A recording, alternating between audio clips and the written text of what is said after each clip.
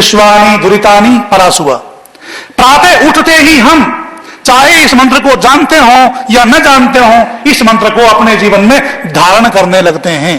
चाहे वेद को मानने वाला हो, चाहे वेद को न मानने वाला हो, चाहे वेद को जानने वाला भी नहीं हो, चाहे बिल्कुल अनपढ़ हो, वो भी अपने जीवन में इस मंत्र को ढालने लगता है। प्रातः उठते ही कैसे? सबसे पहले अपने दांतों की सफाई करोगे।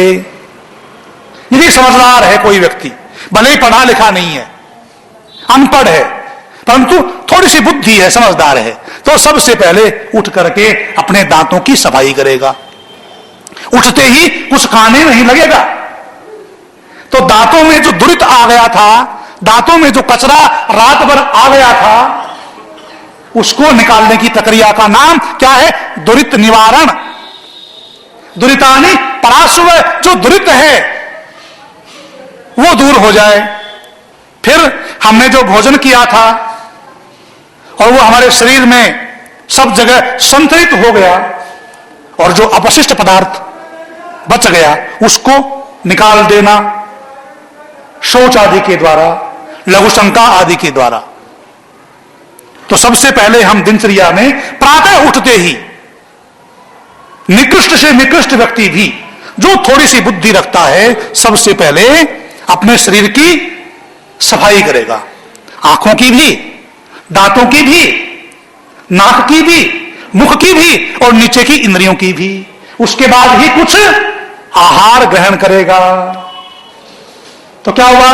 पहले दुरित का निवारण करना होता है। अच्छा, आपने दांतों की सफाई नहीं की, मुख की सफाई नहीं की, और आपने भोजन ग्रहण कर लिया, तो दांतों में, आपके मुख में रात को सोने के कारण से जो दूषित तत्व आ गए थे, भोजन के साथ वो दूषित तत्व भी पेट में चले जाएंगे।